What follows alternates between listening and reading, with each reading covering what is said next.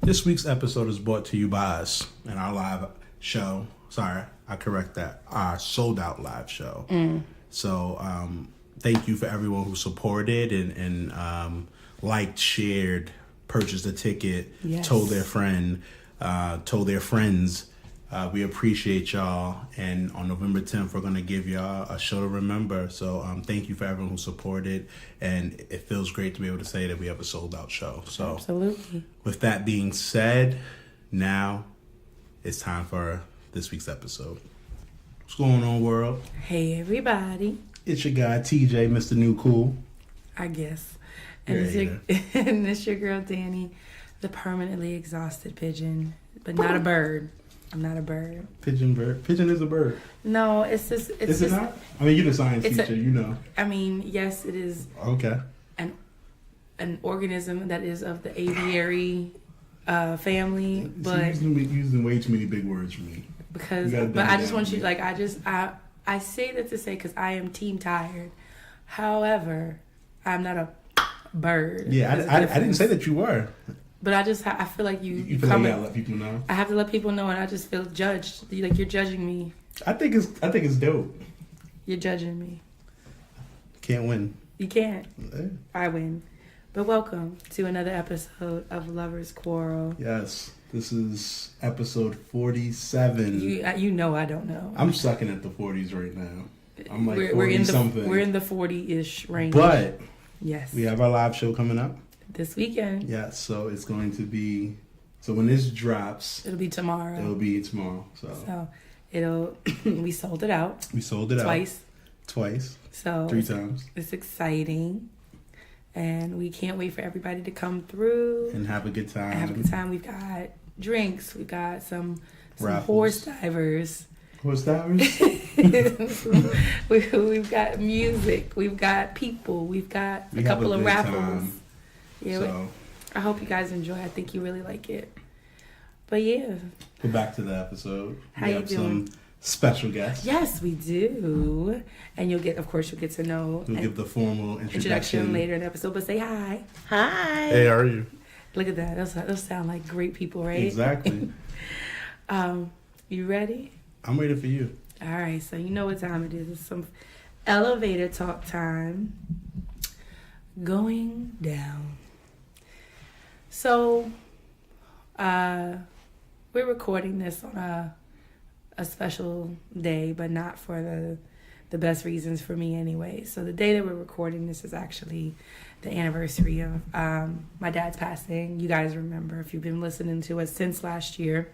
My dad in last August, got hospitalized, and then next thing you know, they're talking like stage 4 cancer, and next thing you know, it's chemo, and 3 months with 3 months without chemo, a year maybe with, and he didn't even make it 3 months with the chemo, and he tried, and I mean I know we've been through this. Like I'll still say use present tense, like I am the quintessential daddy's girl. Like my dad, all he did was talk about me and my sister, and so today was kind of tough. Like I'm also a little under the weather at that too, but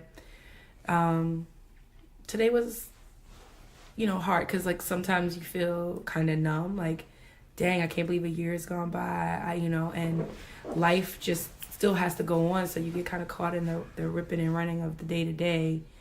But then I made like my obligatory Instagram post to share my feelings, and typing that's when like the tears came. And like I said in my post, like the one of the hardest things for me is like knowing that like he doesn't, at least not in his earthly form, get to see Tatum grow up, because I didn't have that with my paternal grandfather, and now she doesn't have that with her paternal grandfather. So that it sucks. And I mean I have my own selfish reasons for why, like I'll never get another pineapple upside down cake the way he makes it again. And our conversations and the way just all those things that you miss about a loved one, especially a parent. So, I am a little down like today, but I can also like appreciate the support I've had, my friends, my family, of course, for being there for me throughout all of this, because I couldn't have gotten it done. Like, it has been arguably the hardest year of my life, and it's taught me a lot about myself. It's let me know about who's in my corner, and it's made me appreciate all the people that I do have in my life, and know that the time is not always guaranteed, but yeah. So I'm not gonna bring it all the way down to the basement, yeah. Let me finish my statement. I'm just letting you know. Okay, I thought you was finished. I'm wrapping up. I'm wrapping up. This is crazy. Thank you. Well, yeah. So I miss my dad, but I know I have lots of memories and photos and videos to hold on to. So I'll keep going, pushing through. And on that note, now I'll say going up. So, as my wife said, I'm going to take the opposite approach of it. Although my father-in-law is gone, I'm going to remember the positive times, the good stories, the things I got to see from him. He was an excellent father when it came to daughters, my father just had me and my brother, so I never got to see my father raise a girl. But to be able to see Greg do what he did with Dani and Shayla, it was just like, oh, okay. Like just everything he did, when me and Annie was dating, I lived in Manhattan, she lived in Queens, so that was like an hour train ride or a 30 or 45 minute drive, and her father would pick her up, all the time. And it's kind of like, when you think about it, most fathers aren't going to pick up their daughters from their boyfriend's house. I guess you're not going, are you? Exactly. Right. But there was nothing that Greg wouldn't do. So I just want to, go off of those positive things. He showed me how to be the father that I want for my daughter. And there's a lot of things that I'm able to take away from who he was, who he is, and be able to implement that. So I thank him for that. Dope. Well, to our guests, we have Ivori and Kevin. Do you guys have any elevator talk you guys want to go up, or you have anything you want to vent about? It doesn't have to be as serious. You guys came on kind of a serious tip. Other days I complain about APA formatting because I'm in grad school, so don't want to completely kill the vibe here. But is there anything on your spirit, your mind that you want to complain about, or you want to be happy about? I mean, of course, I'm happy to be living. Facts. I have realized, that no matter how bad I have it, somebody out there has it worse than I do. So for that, I'm just appreciative. I can understand that. I have that a lot of times. Exactly. A lot of times I have be down on myself, and I'm like, wait, it can always be worse. It can always be worse. It can always be worse than what I'm going through right now. So I can respect that. And I have that. Sometimes it's not a good thing, but I have that fake it until you make it attitude. So that is something I live by. That's me, especially over the past year. It's fake it till you make it. Mm-hmm. Let me do what I need to do and go back home and retreat. Mm-hmm. As well on the APA format you talk. So I'm working on my doctorate degree. Oh, congratulations! I'm getting my master's now. Thank you very much. Thank you. It is a haze. The haze is real. It absolutely is. Morgan State will haze you for your 3 letters. Wow. I'm picking up what you're putting down. Yes. But I am happy for the opportunity. And it's one of those things of being optimistic. He's usually the optimistic one. I am not. I am straight. This is how it is, and it's going to be. And then I'm the optimist. No, this is just what it is. But straight to the point. Through this journey of working on this degree, life happens. And so it's not getting down on myself because I had a 7-page paper to write that it's not even writer's block. And you start to intimidate. You start to not believing in yourself and thinking that you're not smart enough and good enough to have this degree. So I'm my own worst enemy right now that I need to truck through. And he's just write the paper. What is the problem? Just write the paper. And I'm like, I'm going to sound like a bumbling idiot. I'm not going to write this. See, I'm gonna turn my laptop around and I'm gonna show you, like, I'm doing my portfolio for my master's right now, and I am always juggling. Like, I'm always like behind in one class and then catching up in the other, and then it flip flops, and I'm just like, you are speaking my language. You aren't alone. Call me anytime. Oh, thank you. Yeah. May 23rd is the deadline. I keep telling myself that because they're not getting no more out of me. Hopkins is not getting another breath of my body and my energy and my thoughts after May 23rd. I will say this, though. Be careful. Be flexible in your date. That is one of the things that hemmed me up from the beginning. So I actually started my program in January 2007, right? So in my mind, I was going to finish it 3 years, knock it out, worked at Morgan, building was next door, let me go, I got this, life happens. So even with, I took a break, and I came back in 2016, knocked everything out, and now I'm at the process of write this concept paper, do do my comprehensive exam so I can candidate, doctoral candidate, and get up there. And at first it was, all right, May 2019, that's it, like you. Morgan's not getting no more money, we gonna be done, the haze is over, and I put more stress on myself. Yeah, I put more stress on myself because everything needed to be in by February. I was supposed to have a paper to my dissertation chairman in September 4th. This is November what? So, you know, I have half of it done, need to get the other half, but it's one of those things of be easy on yourself at the same time. So I am fine with December 2019, as long as it's 2019. Yes. And having everything in by October, which is good. So I'm saying that to say, if May is it, great, but be flexible. Yeah, I have been, and you're right, because like for me, the original date was May 2018, but this time last year there was a lot going on, and so I had to like slow things down. So I spaced things out. So I took my last 2 core classes in the spring, and I took my last elective over the summer. And now I'm back into just like my portfolio focus. Cool. It's a 2-parter.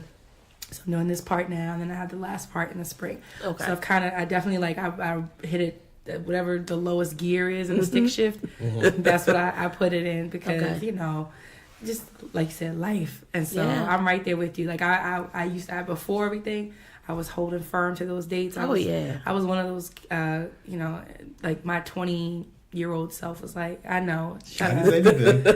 Because TJ's nodding his head because he's like, I told you so. Because when I was in college, I was like, undergrad, I was like, 4 years. You have 4 years. Freshman, sophomore, junior, senior. You get in, you get out. And I was, as much time as you really want. I was a 5-year plan, but you know. But you know, at the time, my young, foolish self was just kind of like, that's what you're supposed to do. That's what you do. You get in, you get out. And I realize now that like that's not everybody's path. I was fortunate enough to like not have any loans. I had some scholarships. I was not someone who had to work. Like I got a job my senior year just to kind of have like pocket money. But my parents were like, your job, and my upbringing was like, your job is to be a student. Yep, that was mine. And so that afforded me the opportunity to be able to focus solely on school to get out in 4 years. But that's not everybody's story. And even the the people who have the most support, things change, you change majors, blah, blah, blah. So I was definitely more judgmental back then. And now, you know, you get older, you get wiser, and you realize like life happens, like you said. But I appreciate that. That's a good like little segue into everything. You ready for your relationship tip? Yeah, I'm conceding this week. You're conceding this week? So you're forfeiting. I'll take that. You're forfeit. I'll take the You know, ever since I came back, like started doing it with you, I've been on like an 8, 9, 10, 12 week victory. You're a liar. Every time that you say that I influenced it, I won. That's because you're problematic. No. If I influence your tip, It's mine. Because I'm speaking from experience. You are my experience. You're right, but You are the experience. being someone who's in school right now, you have to cite your source. Oh my Cite God. Hey, next up. Get away from Stay me. in your lane. That's them over there. Yeah, just cite your source. It's cool. Listen, it's your tip, and it could be a great tip, but you learned it from me. No, I didn't Somehow, learn it some from way. you. It was inspired by and learned from are two different things. But do you still have to cite it? Yes. APA format, please. So done with So because we you. have You're not winning. because we have our live show, I'm gonna save all this good knowledge You just for don't the have live show. one. You just No, I have stuff, but See, I want to just kill you in front of Ivori and everybody. Kevin, the tradition, and since TJ has joined me in the relationship tip of the week, is that I come with these like really like thoughtful and like Mine is awful, too. insightful, insightful tips based on whatever experience I've had or seen. And I call TJ's like these are very basic, like Straight to the point. It's You don't have to do all this as extra stuff. As to- our lovers, our listeners would know. I She's call like- them, I she's call Common them C-spot Core. run sentences. She's Okay. Common Core. I'm your traditional man. 1 + 1 = 2, and she's like 1 + 1 doesn't equal 2 all the way because you got to get the half and the proper. No, we don't need all that. 1 + 1 is always equal 2. That's where I'm at. Carry the one. Hush. But that's not Exactly. always you, because you go around robbing his bond. But in my mind, I'm straight to the point. No. In your mind and what you articulate are two different things. See? It makes sense up here, though. And I'm not a That's mind the reader. PhD. She know what she's talking Right, about. but then you expect me to know what's in your head. If I knew what was in your head, I could control you a little more. Oh, no. Oh, no. Exactly. See, yeah. So, okay, well, I'll give my relationship tip for the week. I'll You got take it. the forfeit. A W is a W is a W. I mean, I conceded. I mean, if you want to call it a forfeit, it's okay. I mean, I've been blowing you out the water anyway. Yeah. I mean, listen, even Michael Jordan lost. You are nobody's Michael Jordan. I'm just saying, all right, even LeBron lost. Kobe lost. You're no- All the greats lost. What's the sixth man on like the Timberwolves right now? That's who you are. The sixth man is not even good. The sixth man is That's still, you. the That's sixth man is- even he loses No. sometimes. See, I'm always gonna be a star.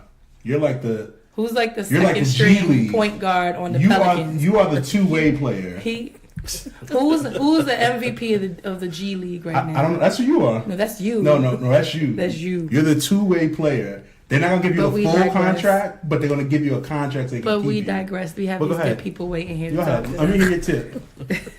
Is it So- inspired by me?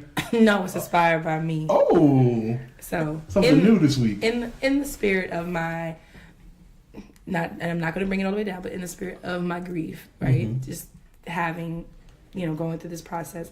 A tip is that, in relationships, marriages, friendships, ships of any type, people have loss. And I think it'll be also a good segue into our interview, but dealing with loss of whatever type, people cope differently. And you may not understand it. It may not be how you would deal with the situation, but you've got to let your partner cope in the way, as long as it's, I want to quote unquote healthy. Like, you obviously don't want them to be like, circling the drain in like alcoholism or drug use or something like that. But let them cope how they see fit. Because I know when we were going through this last year, I coped in ways that I think sometimes TJ couldn't understand, or I felt like I needed him sometimes, but then other times I needed my sister, or other times I needed my friends, or I didn't, like different things. And like, I think that was, and that was a rough spot for us, because you're supposed to lean on your significant other, but then at the same time, like, there's only one other person on this planet who lost their dad, and that was my sister. So therefore, it was like we kind of like were on the same page with things. And so, saying all that to say is that when you deal with loss, when your significant other or your best friend or your cousin or your whoever is grieving or has loss of some type, like, understand that they let them cope how they see fit. Because everybody does it differently, and you gotta respect it. You gotta let them process it. You just try to be there in whichever way. If that's saying,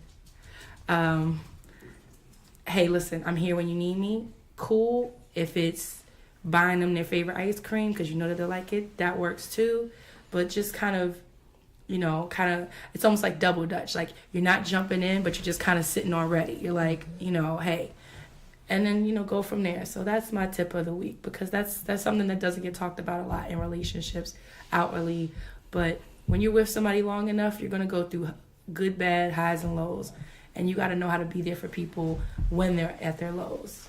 So, originally I conceded. You can't come back. But I have something. You can't come back. Listen, can I finish? I'm done. But with that, I still win. It was inspired by you, so I'm going to give you the victory. No, you're not giving it to me. I am. You see, that's the difference between me and you, I can say I'm going to give you the victory and say I concede. You can't. Because it's not true. No, it is. You inspired it.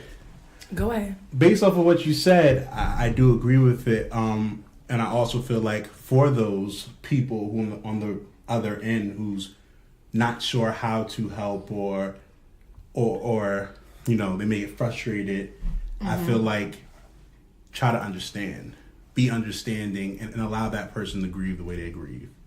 I think sometimes we as Danny said, because we grieve differently, it's like, well, this works for me, so this is how you should feel, or it's been a day, why aren't you whatever, or I'm here for you, but you're not allowing me to be there. And sometimes we have to step back to say, you know what, when they're ready for you, they will receive you the way that they want. So allow them that, because if not, you can ruin a friendship, a relationship, a marriage. And I think, that's something that we've gone through, and just being able, it didn't harm our relationship, but it could have been. So, see, you still get the W. Thank you. Well, with that being said, we're going to take a break and go to our sponsors, and then we'll be back with our guests. All right. Hey friend, it's time for you to ditch those workout gloves and get the grip and wrist support you deserve. What do you suggest? You need to get the Gainz Load and Lock grips by Gainz Sports Gear. They are more durable than gloves, have a non-slip grip pad that provides grip support and added wrist support unlike your traditional workout gloves, and will protect your hands from calluses. Do they come in different colors? Not only do they come in different colors, but they are available for men and women. Do yourself a favor, go to GainSportsGear.com. And remember, a better grip equals a better lift. Embrace the process. And you can get 10% off your first order using our code LOVERS10 at Gainz, Gainz, sportsgear.com. And now, back to the show. All right, everybody. Well, now it's time for our very special guest. Today we have with us Kevin Warren and Ivori Lipscomb-Warren. I want to make sure I'm saying that.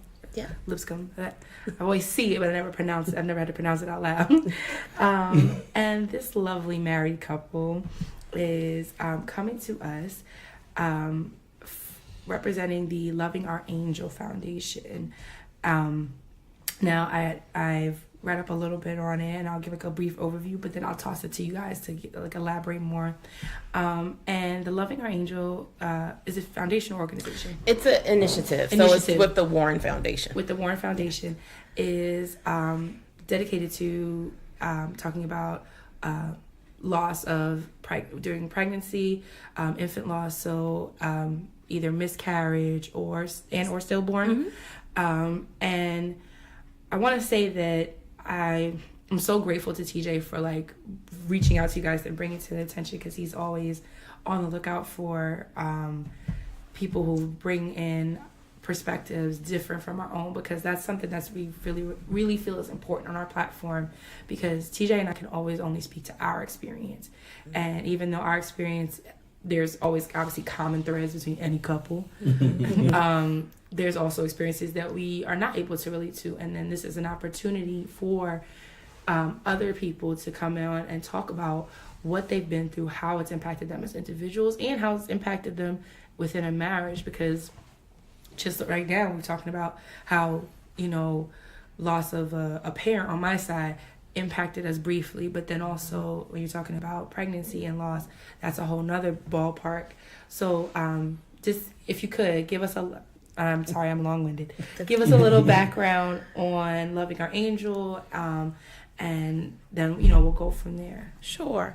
So I'll first start by saying that 1 in 4 women will experience a pregnancy and infant loss. 1 in 8 couples experience fertility or infertility. 1 in 100 women will experience stillbirths, and 1 in 10 women will experience depression and mental illness. Wow. The Warren Foundation was started on Kevin's 40th birthday 4 years ago. It started as we have different initiatives. One is to help veterans, as Kevin is a disabled veteran, transition from the military back into the workforce.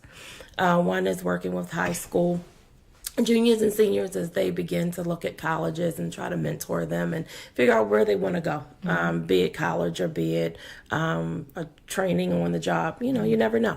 The other was diabetes awareness. We both were diagnosed in 2012 with diabetes, 6 months apart. He says I gave it to him. It's not hereditary in my family, but it is in his. And that's where we were. Am I leaving something out?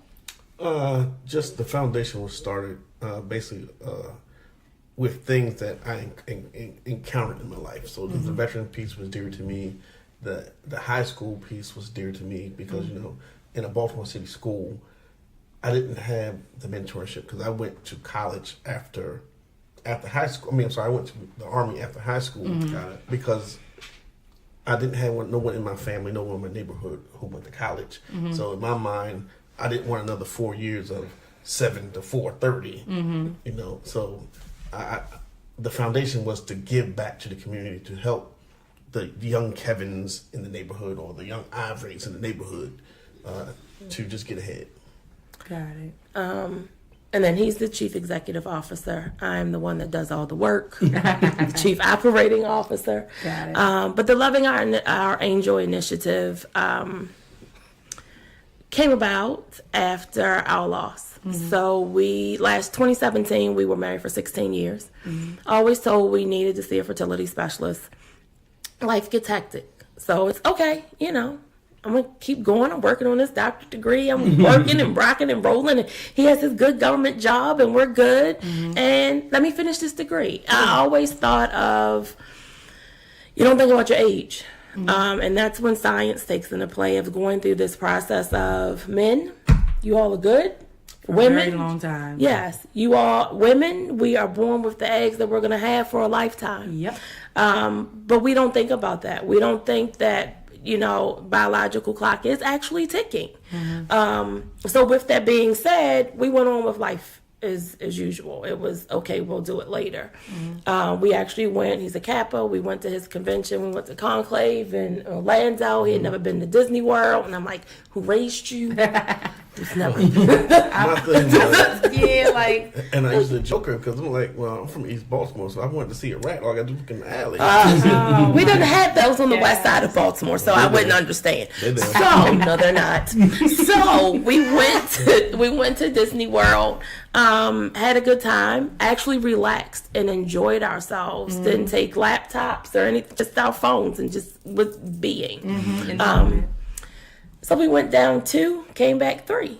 So I figured out something was wrong. Some, woman knows her body. Something's different. So my sisters are RN. So she was like, get a pregnancy test. I'm like, yeah, this is a joke, whatever. So I take it late in the evening. Took forever to turn. During that time, for whatever reason, he got on my nerves, so we were arguing back and forth. So I threw it in the trash. It was negative. I was upset. Keep it moving. I kept going off on him, I suppose, all day. He'll probably say yes. And he was like, well, are you pregnant? I was like, I told you the thing came back negative. Why would you ask me this? So he sends me a picture. Stop it, because you're going to exaggerate. So he sends me a picture. So then I was like, so now we're digging in the trash. Is this what we're going to do? Well, it turned by then, but it was like hours. Well, at least it would have seemed hours. My sister told me to go ahead and take it early the next morning. Fine, took another one. Bright and early. 2 2 seconds. Well, that's what it seemed. It switched. And I'm like, oh no, what's this? What is, You're like, no, that's not, no. Again, we're still mad at each other. 6 o'clock in the morning, I throw it at him. Look here, that's what you want to take him. He's like, what? I can't say the word you said for the whole week. It started with an F. I think because that whole week we were like, wait, what? In shock. My sister's excited. She's 11 years older than me. She's like, yes, we have a baby. And I was like, yeah, well, we'll see how this plays out. That second week, I think that's when excitement kicked in. We had picked out all the baby furniture. He's calling the insurance company to add I was like, who you're adding? The kid's not here. Before you go further, Yes. let's put a little of the truth in. The whole thing was the truth. So she was on my heels all day. And I was in the closet for some reason, and she came back and told me she took a pregnancy test. And I'm like, okay, that's all. I said, okay. She told me it was negative. So I went over to get on her side of the bed to get the phone charger because mine came up missing. Oh boy. So me being a man, I'm not knowing any better. I reach down, and the first thing I see is prenatal vitamins. I'm like, prenatal vitamins? So yes, I go straight to the trash can. I pull it up. Now, I'm an educated man, master's degree, certifications. I'm like, how do you read this? So I took a picture. They don't teach that at school. Yeah, because it had the 2 lines, but she told me it was negative. I'm reading the box. I'm on Google. I'm on YouTube. I'm like, okay, why would she tell me she's not pregnant? So then she still yipping. I'm like, so what is this? Oh, that's what we doing? We digging in the trash now? All right, now everything. Now that was the truth. Now everything else we back to the. So at any rate. Okay. At any rate, we were excited. You know, you're told that you need a fertility specialist. You did it on your own, God's grace and mercy, whatever, however you want to call it. So that was July. We moved into August. We're moving along, getting excited, soon the appointment will come, ultrasound, all this other stuff. Again, a woman knows her body. I'm like, yeah, something's wrong. You know, spotting is okay. But, you know, it's August 21st. It was like floodgates. And I remember being in the bathroom. I guess I was screaming in my head and not so much out loud. This can't be happening. Oh my God, he's going to leave me. And the reason why I thought that was because that past June on Father's Day, he calls it give up. No. What? I call it give up. I accept it. You call it acceptance. I call it give up. I made a long sappy post basically praising my younger brother because I was proud of the father he became. So I had accepted the fact that I wasn't going to be a father, but I was going to be a damn good uncle to my nephew. Accepted, gave up, same thing. So my thinking was he was excited. I mean, who calls the insurance company, baby's not here yet? But you know, he's ready. He's excited. So I'm trying to get excited for him. And, you know, a woman knows her body, and I'm like, this can't be happening. Semester started. I'm a professor at Morgan, and I was like, okay, first day of class. We can't cancel class. This is what we're going to do. Waiting for the doctor. He takes me to school, waiting for the doctor to call me back. They never do. We ended up in the emergency room. So this went on for about 4 or 5 days of it's too early, wait. And I'm like, he's trying to be optimistic, and I'm like, I want to say, nah, man, this is not. So at any rate, long story short, trying to get there, we had to experience the loss and being naive because I knew what miscarriages were, not understanding the toll that it takes both mentally and physically. Physically, I went through it for 2.5 months. Some women go through it longer, some shorter. The mental part was, you know, I'm a strong woman. Ivori, suck it up, get over it, go to work, get back rocking and rolling. And that's not how it works. That's not how grief works. I've been blessed enough that people in my family, I've never had any close loss. My brother and cousin 20 years ago, actually. But, you know, I think you think you're okay. And when it hits rock bottom, it's, okay, why did this happen? What's going on? I can't believe it. And so with that, after a couple of months, I started to write. I started writing in a journal. And I was like, well, no, I think I want to make this a blog. And it was because Facebook, which I've deactivated, I'll sneak back in you caught me when I snuck back in, but Messenger still works. You know, everybody's a therapist. I have a mental health background. I am very self-aware. I have no problem calling the 3 therapists on my phone. But of course, nothing's wrong with you. You're okay. I get over it. I shake it off. Just have another baby. Blah, blah, blah. I guess that's simple. Hello, if I could, Yeah. So I asked him as I'm working to get the blog published. And I was like, so it dawned on me, because we're both very private. Ivori asked him. And he was a little apprehensive at first because, it's personal. I didn't think it was a good idea. I mean, for her, I didn't think it was a good idea, because to me, a blog is you are reliving this traumatic moment over and over again as you write. So he supported, and I wrote, and it was therapeutic for me. I did step away from it last November. Holidays got rough, so I stepped away. But it was more so of,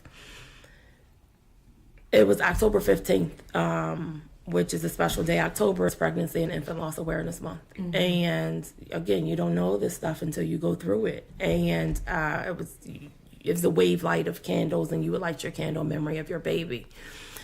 And that's when I posted it on Facebook. And I was like, I need to put it out here. Inbox started jumping. Text messages started going off. Kevin's friends are hitting him up, even men, because you think you're on an island by yourself, and sometimes you still feel that way. But it was the experience that we had of how excited we were, and pictures of us with Mickey Mouse at Disney World, and getting to the point of waving the white flag of, I give up. I got to sit in this pain, and I don't know how long it's going to take. And what people really don't understand is the loss of a baby, the loss of a dad. Grief is grief. It doesn't matter the length of the pregnancy. Grief is grief. And you have to, as you were doing your relationship, 5 words: meet them where they are. Meet them where they are. So again, long story short, loving our angel came from loving our angel, and being able to share. And as an educator by trade, being able to educate. One of the blog posts that's my favorite is what to say and what not to say. I am the feisty one. He's the laid back one. And we've actually switched roles at some point through this process. But they were, when they, the Facebook inboxes come, or the comments of, just get over it, it'd be, I said, so Kevin, how do I answer this to you? Which Ivori are you going to get? So, I think it's hard for me, because I'm more of protective of her. So I try to, like, when she showed me those inboxes, I was like, just walk away. Got you. And don't answer right away, because if she answered right away, you're going to I was like, just fury. walk away. Now, I have, in my family, I had been around child infant loss. And I too were the ones, was one of the ones who thought, I'd never say it, but I thought, well, okay, you can make another one. But until, as she said, you sit in it yourself, then you realize the impact. And some people don't know what to say or how to handle grief. I mean, I'm one of the ones who don't know how to handle grief. Like when a family member passed, like at work, I don't share it, because I don't want you coming in my face. Oh, sorry for your loss. Sorry for the loss. Don't, just let me get through it, deal with it my way. Yeah. and I think for me, that word strong all the time is, oh, you're strong. I think that what I've learned is, and for a minute I was like, please stop saying that, because you don't understand. I don't know how I get up out of bed every morning. It took a minute for me actually to feel that way. But I think that when you're strong, and even your closest friends never see you break, and it's at that point of you breaking, and they're like, oh my God, I don't know what to do. I've never seen it like this. Is when it really hurts, because of losing a baby, I've lost friendships. So I'm grieving both at the same time. One of the major things that I've learned, besides meeting people where they are or where you are, is removing expectations. I had expectations on people, and Kevin's actually helped me with this.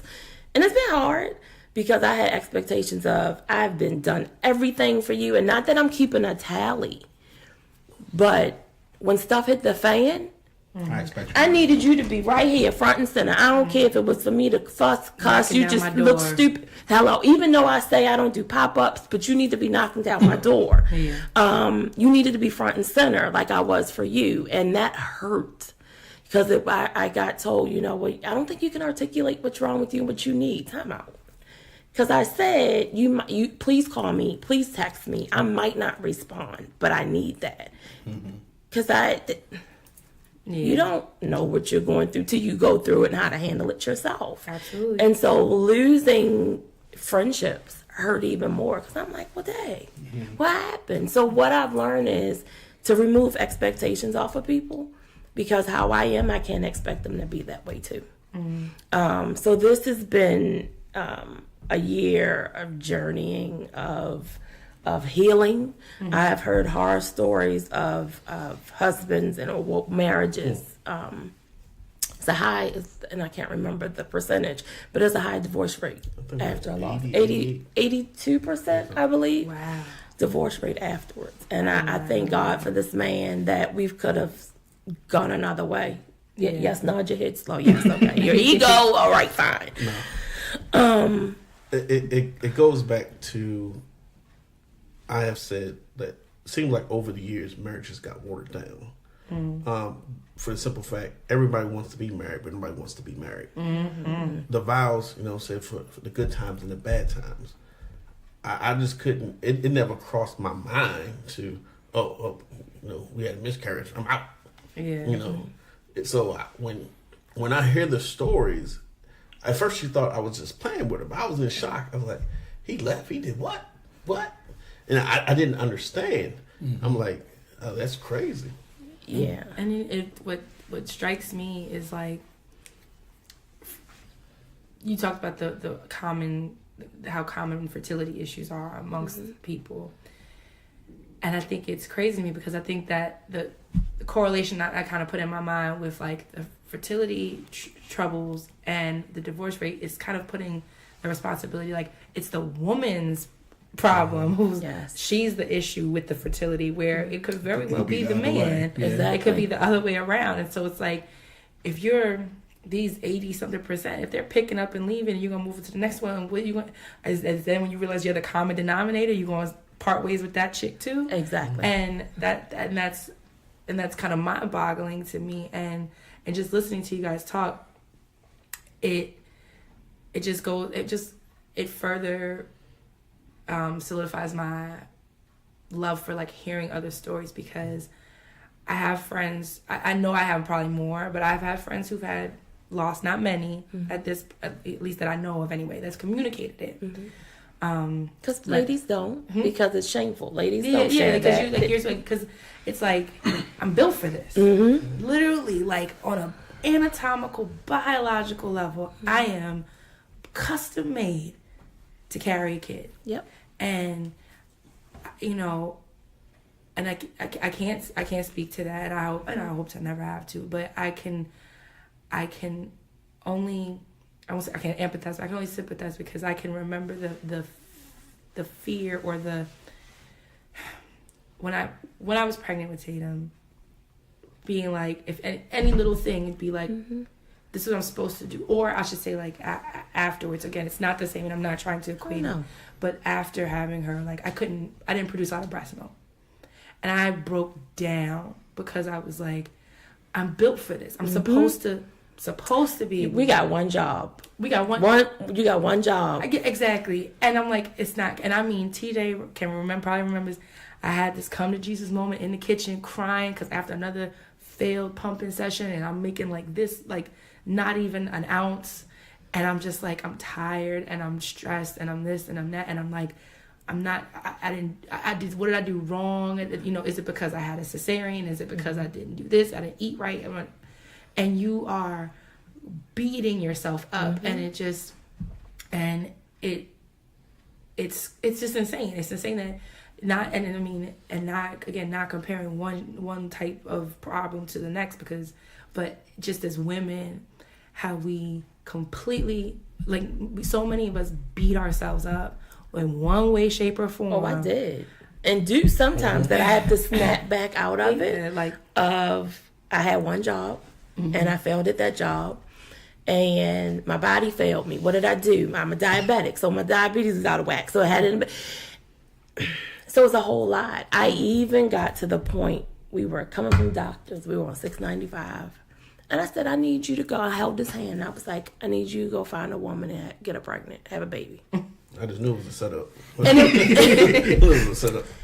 She was going to ask for names. And it wasn't, and actually it wasn't a setup. It is something that came straight from my heart because of beating myself up of, Ivori, you had one job. This man gave up on being a dad, and you couldn't do that. It was go. And that came, no matter how hard, how much it hurt, and no matter how, I was like, oh God, please don't do it. And I deal with that when it gets there. But that came straight from the heart of, I wanted him to be happy. Because evidently something's going on. And that regardless of stories, and it's the same thing. That's what we as women do. We're built for this. We got one job.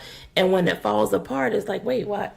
I don't understand what's happening. And it's our fault. And we internalize. It was similar to your situation where I didn't know how to console her. Yeah. I mean, I felt bad because, we both lost, but, she lost more, if that makes sense. No, so I get that. All I'm doing is, like, when she would break down, I'll just rub her back, tell her it's going to be okay. And I felt as though that's all you could do. I could do more, but I couldn't do more. So it made me feel weak because here my wife is, on the floor, on the bed, crying. And all I could do is rub her back like, it's going to be okay. I could never articulate it that way. When her father passed away, that's how I felt. Like, my job as her husband is to be here and be the person she cries to, be the person that we're gonna get through the storm. And she didn't need that from me at that time, but I just couldn't understand it. I couldn't understand because I'm just like, my job as your husband is to take care of you. Your father felt comfortable. When I asked for your hand, he said, you know what? I feel comfortable. You're a good man, and he gave me his blessing. So now, in this situation, it's my job as your husband to step up. And I can't. And it's like, it's frustrating. It's infuriating because, and then it that kind of caused us to kind of have beef. Discord, yeah. Because it's just like, hey, I'm trying to be here for you, and you don't want me to be here for you, so I'm just not going to be here for you. And that was the wrong approach, and that's why I was saying, when we was going through the tip, it reminded me, like, we went through that, and we got through it. And because we got through it, I'm able to kind of go through how it should be, and that's like the most important thing about us doing the podcast is that I want people to understand that everything is different for everybody, but being able to have reference points of what to go through or what people go through. Most people don't talk about miscarriages at all. That's one of the old things that, like, if it happens, you keep it in house. You don't tell nobody about it. So now we have a whole bunch of people who's going through the same thing, but no one wants to talk about it because of whatever, couples having arguments and fighting. We're not supposed to talk about that because that's in-house business. And it's not always, I mean, you don't tell everybody everything, but there are some times that you have to get that outside voice. There's sometimes that Dani may say something, I'm not listening to her. But then once you say it, I'm like, oh, of course. Just like your parents. Your parents will tell you everything. You're not listening. You listen to your friend's parents. Right. They're like, oh, that makes a whole lot of sense. Exactly. Yeah. You hit the nail on the head with something in regards to miscarriages and not talking about it and keep it hush hush. My grandmother is 91. I love that woman to death. But I've had to cut her off. Because through this journey, he still talks to us, so I know she's okay. My girl. She'll lay me out, but through him. But I know she's all right. But she asked me. She was like, "So we're still talking about this? We're not over it yet." But that's that old school. That's the old school of even if she ever went through it, she would never tell me. We're not going to talk about it because she had to get up and go to work and keep it moving. Gotcha. And I learned that through last month, our foundation hosted the Women of Strength Luncheon. And so it was a luncheon with women, kept it very intimate. It was about 30 people who have lost or who support women who have lost through their own village. And my personal doctors actually came and didn't want any lectures. I wanted straight discussion. I called it desserts and conversation. And they even shared their personal stories of loss that I didn't have a clue about as well. And they had touched upon that fact. And I shared about my grandmother. And it was like, she came from a time that we didn't talk about that. And so when I started opening up, and again, the inboxes, because we shame ourselves. In a lovely sorority, however, I backed off. And I was like, nope, you judging me. You're not going to be asking me questions. I got tired of the fact of trying to make people feel comfortable. So they'll be like, Ivori, how you doing? I'm good. I got to a point where I would come right back and say, nope, I'm lying. I'm not okay. And I remember going to regional conference, it was this year, an anxiety attack going to that train station. He was driving me. And he started praying for me. Now, what he did not know is I was hoping we would miss the train. So if I missed the train, I wouldn't have to go. See, that's the difference with men. I mean, because if you didn't want to go, I could have stayed in bed. It was a 6 o'clock train, but I'm just saying. You could have let me know that earlier. Right. Early. Yeah, but she didn't want it to be like her doing. She wanted it to Exactly. Oh, Dad, I'm going through this. I missed the train. Shucks. Right. So I get there, and a member asked me, well, how you doing? And I was like, I'm not okay. She was like, I don't want to hear that. Wait. I was like, no. I am not okay. What you don't know is I had an anxiety attack this morning before getting here. I'm really ready to go home. She was like, I don't want to hear it. I was like, listen. And I grabbed her hand. I said, I'm not here to make you feel comfortable. You asked me a question, and this is what my reality is. And so I speak in my truth now of no, I'm not okay. Even before we came here tonight to do this with you all, I call it the wind is blowing. I don't know. I can't pinpoint exactly what made it happen. It's just out of the blue. He's like, do you want to counsel? I'm like, nope. Cleared my eyes. He's making me laugh. We kept it moving, but it's my truth, and that's where I am. And I want women to understand, even men, because we always focus on the women, right? Right. Men need to make sure and check in with them as well. I know that when he goes to the basement for a long amount of time, I'm tinkering. he's tinkering around. That I know he's having a moment, and his wind is blowing. For the first time, we've been married last year, 16 years together, 19. For the first time, we put up a Christmas tree last year. I only has 3 ornaments. I'm a little Charlie Brown. No, we don't count that. We don't count that. Like a real tree. We put up a real tree. Well, it was artificial, but still. But a big tree. A big tree. And it's been there for the whole year. And so I was like, should I take this down? He said, does it bring you peace? And I said, yes. And there have been times that I've sat just there, fireplace going. With him, it brings me peace. So I was like, what if people coming out? He's like, it's your house. You're right. It's your house. That's such an important thing. And it's funny that you kind of bring it together. So there's this really famous podcast called The Read. And one of the co-hosts, her name is Crystal. And she got on Instagram Live maybe a week or so ago. And they talk about pop culture stuff, but they talk about depression, anxiety. They live their own experiences, and so she deals with those. And but she mentioned that in one of her Instagram lives about how people let shame motivate everything they do, and it rung a bell in my head, because the more I think about it, my 31 years on this earth, I have absolutely let shame be a driving force in my life. As far as if you don't graduate in 4 years, people are going to be ashamed of you. If you are not a good student, you're going to be ashamed of. If you don't have a job as soon as the job you want, you're going to be ashamed. If you're not a good teacher, it's a shame. If you're not a good wife, if you're not a good mother, shame. It's just the waves of shame. And then and I think it's really dope that you are choosing to answer candidly when people ask you that, because I know I'm today was a day where if I wasn't physically sick the night before, I would have gone to work today. And I probably shouldn't have gone to work, even if I was physically fine, because of what today is. I should have, but the guilt and shame of leaving my team have to kind of manage without me. And it's, because I always say that, I'm like, Teacher Guild is a whole nother story, because it's like, when I don't go to work, when, other people don't go to work, like your desk, your work is sitting there waiting for you. When I don't go to work, it's like 75 other people have to like adjust because I'm not there.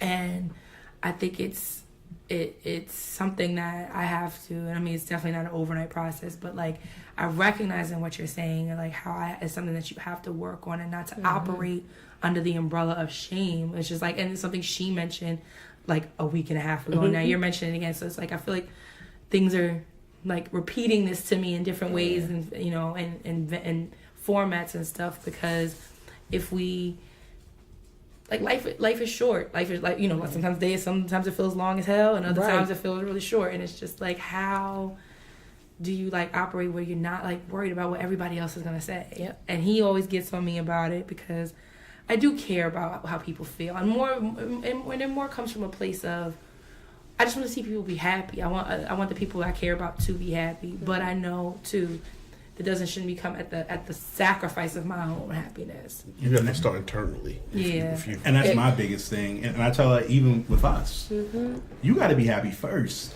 You can't worry about me and what I'm gonna think, because if you're not happy, it's gonna be a trickle down effect, and you can't give yourself to everybody else and have nothing to give to yourself, because then ultimately you're not gonna be good for everybody else. Oh yeah. And I think that's just a major thing. See, I was on the opposite end of her spectrum. Like, it took me 5 years. I wasn't the best student. I had I went to Coppin first. Okay.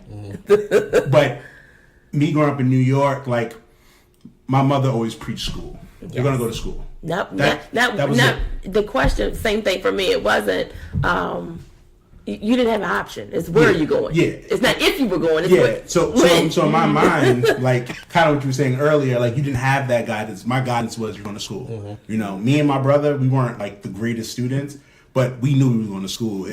My brother, when he was in senior year, he was like failing a whole bunch of classes, speaking to his guidance counselor. His guidance counselor was like, so what are you going to do? Because pretty much trying to say he's not going to graduate. He was like, I'm going to graduate and go to school.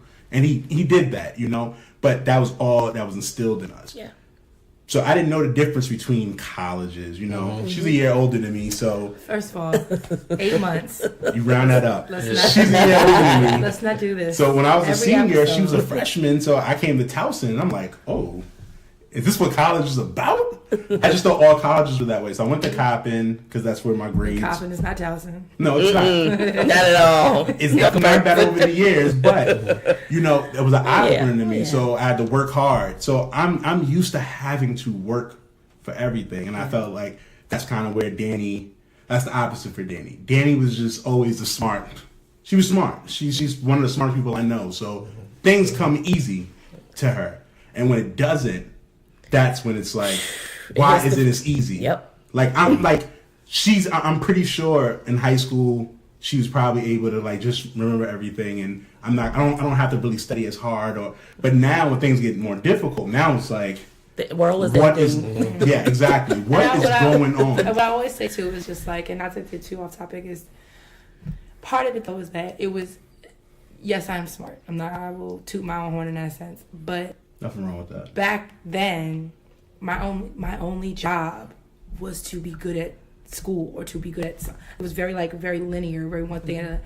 Now that we are adults, I am juggling so many different balls in the air. So that's another thing too. First of all, there is scientific evidence to prove that multitasking isn't a thing.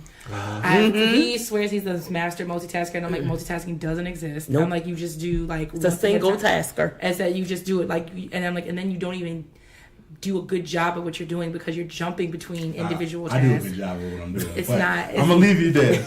Okay, but saying that, I'll say like that's definitely part of it, but. We actually, like, it's what I said, it always ends up being like a conversation where we haven't really asked you guys even a question yet, but it's still so informative. With your loss, and it's still so recent, did you guys seek therapy or together or as individuals to help?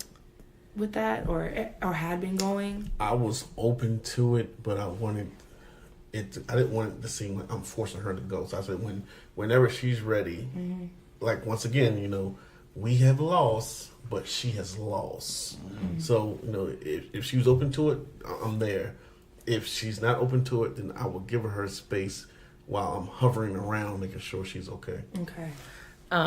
For me, it was, again, that self-aware part. I got to the point, and what I would say is, when I'm ready, I would go. I think that, again, processing grief, of even just walking through it, as we say, of one day, 1 minute, 1 hour, 1 second at a time, of getting through it. It also helped because one of my good girlfriends is a psychologist. So I had informed, I probably owe her a couple of copays. And she would call and check on me, and we would have those conversations. But in that, I would actually be able to say, all right, I don't want Dr. Williams, I need D. Got it. So I think that's why we haven't gone, and we're open to it. I think that we got closer to God. And so not to make this religious or anything else, it's we got closer to each other. So, of course, I gave the statistics of the percentage of divorces. And I can be honest, married people, we've been together 16 years, stuff happens. You get on each other's nerves, and that's where we were. So how I looked at it is, I don't like what God did, but he did it for a reason. Maybe it was to wake me up for diabetes. Maybe it was, Ivori and Kevin, you need to get yourself together for what should come. And it brought us closer together. I mean, I didn't have anybody else to call when I started crying, and I could only pull over on the side of the road and call out to God, or I couldn't get out the car and he came and got me out of the garage. So I think it was God and Kevin and my friend, the psychologist, who helped me through. So formal, no. But informal, we did, which I think has been a saving grace. And we actually just finished yesterday a 6-week small group course at church. It's called The Art of Marriage. And it was, what I always tell people, and even funny enough, he should say it. I was like, we're going to do this couples thing, this marriage. He was like, but I thought we were okay. And I'm like, we're fine. There's nothing wrong. I didn't know if my key was gonna fit out. But like, wait a minute, like, did I do something? Right. You don't wait until something happens. Get in front of it, and so that way you know how to handle it. Preventative care, exactly, as opposed to reactionary. And the two introverts turned out to be the two comedians of the class. And I think that helped as well, to work together. That's awesome. They always say humor comes from pain. So, and he's been full of humor. So yeah, they say that is true, because like you talk to any like the best comedians that we can think of, and they have like the most tragic upbringings, and like because they laugh to keep from crying. Yeah. Oh, you want to go ahead? All right, I got it. So Let you lead. Thank you. So speaking about your own laws, do you feel at this point in time in your life, do you guys feel like actively trying again, or letting to see what happens, or exploring other avenues? Funny you should ask that question. Okay. So we are currently going through IVF, or in vitro fertilization. We've been going through it, since January. Okay. Because we, at that point, what happened after the miscarriage and after my body had finished processing, and me and mental and all right, what's going to happen here, of getting doctor's appointments and everything else. And doctors are a whole other issue, and not knowing how to talk to you in bedside manner. Because when the miscarriage was confirmed, and I'll just plug this in here real fast, I'm still apologizing to him till this day. So my doctor called to confirm. She was like, you're just having a miscarriage. Whoa, time out, wait, flag on play. What you just tell me? I'm home. Okay. She don't know that. They don't know that. I called this young man at work, and he was not available. It didn't dawn on me, Ivori, he might be in a meeting. He might be on a conference call. I texted him, and I said, well, since you don't have no damn time for me, I just said, we just had a miscarriage. It didn't, because this got thrown on me, so my whole world was shattered. And so I had to call. He came right on home. It's up and left. Yeah. I don't think he told anybody anything. As you should. And I'm still apologizing to him because he didn't deserve that. And so that's, again, getting to the point of the question of trying again. But that was another thing. So even getting over that. And so trying to find other doctors, other OBGYNs. And I remember calling one. And she wouldn't even get on the phone with me, wouldn't even schedule a consultation. I was talking to our assistant. And she was like, you just need to see a fertility specialist. I was like, okay. So being transparent, we had actually went to Shady Grove Fertility. I'm 41, so 35 maybe. He was busy at work, not able to be there. I had to have a biopsy, and it hurt. And after that, I was like, oh, I ain't going back. I got time. We're not going back. Had I known then what I know now, different thing. So long story short, we started the journey in October of last year. October, November. But we didn't really start any cycles or treatment until January. Okay. And I can be transparent, we were with Shady Grove, and we did one cycle of IVF, which turned into IUI, and it failed. And the doctor, I wanted aggressive, but Shady Grove, if your numbers aren't going to help support their statistics, their numbers is no. And what I got from the doctor was, your eggs are old, sir. That's how he said it? So yes, Kevin's sitting here. So by this time again, I'm going through it. And when I start making faces, I have no poker face, and he takes over. And I'm like, okay, because as he says, he got to deal with it when he gets home. I was irritated because, like, she does this thing where I know, and I'm looking at this guy. I'm biting my lip. Like, why did you say? I'm gonna have to deal with this all Exactly. day. Like, you some. Right. And I'm like, then it switched to a upsell. oh wait, hold on to that part. So that was first starting of my eggs are old. And I'm thinking, like, could you not say, well, Ivori, you are 40 at the time, and women are born with the eggs that they're gonna have, and then ease it in, right? No. So anyway, we go through the first cycle, fail. We go through the second cycle, again, he has me on all high doses of the hormones. And we go to egg retrieval, which is a minor surgery. And we think we're okay. Came back that it failed. And at that point, he had called us into the office. And he was like, yeah, well, this is just not going to work. Donor eggs. Wait, what? And then he starts spitting out numbers. All I remember hearing is 55,000. And I'm like, Jesus. but where is this going? 55, 45, 35, and 17. And he started drawing on a piece of paper. Yeah. So, again, by this time, I'm phased out. I can't hear you talking. You're not going to tell me I need a donor egg, because there needs to be a psychological piece with going through infertility treatment. Yes. Especially when talking about donor eggs. Donor eggs, for me to even think about it, and it took me a minute to get to that point of, it's his sperm. It's not my egg. Yes, I'm carrying, but it's not really mine. What if the baby gets sick? I hadn't read the brochure. He had it, so I didn't know you could pick out blood type and all this other thing. But there needed to be an introduction in the process to that. And not just saying donor eggs and it's not going to happen. And again, I am thinking, where's 55,000 going to come from? One thing that I will plug in there is that insurances, they do pay for IVF. And so thank God my insurance pays 100% lifetime. Wow. Amazing. We don't have to come out of pocket. That's awesome.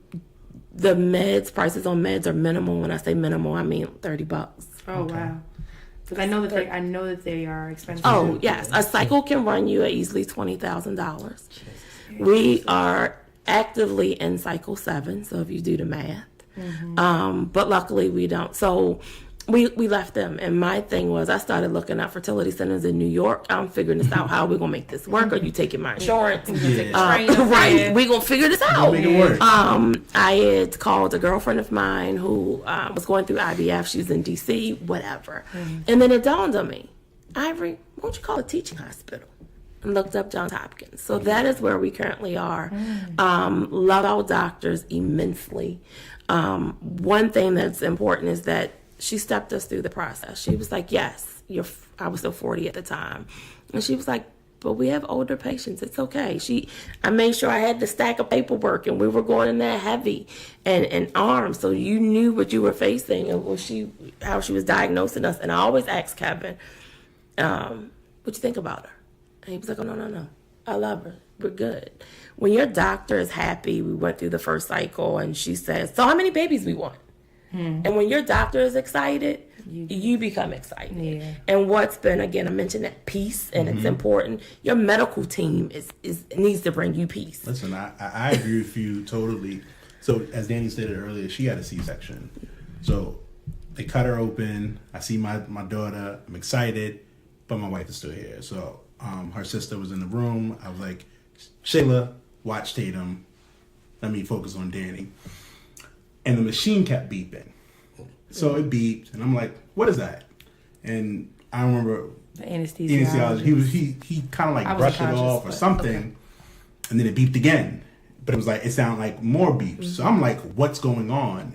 And he made like a comment like, if he if he can't be here while it beeps, he shouldn't be here, something like that. And I said, like, I just blacked out, and I'm like, forgive me that I didn't go to medical school and I don't know what's going on. My wife is on the table. I don't know what's going on. And everybody, like all the other doctors, was like apologizing, and I'm just like, how can you speak this? Like, I don't know what's going on. All I know is that my wife is on the table and I hear beeps. You could have easily said, oh, that's what the machine does. So to hear that, it sucks. And it's unfair to people that they have to go through those things and be treated that way. Like, this is your profession, and I get that, you see a whole bunch of us.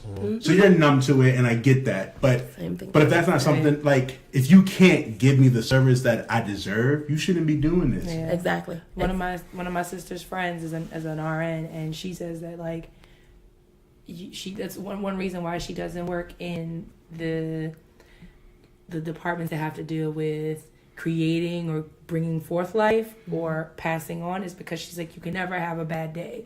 We're like, we can go into work and be in a bad mood, and it just kind of get brushed off. Like, when you're talking about fertility and people trying to have children or giving birth or hospice care when people are about to be, leave this earth, you can't have a nasty attitude at best minute, because you are going to sear that into their brains. Because you're going, and it was that. And so, we dropping names and stuff. So this was at GBMC.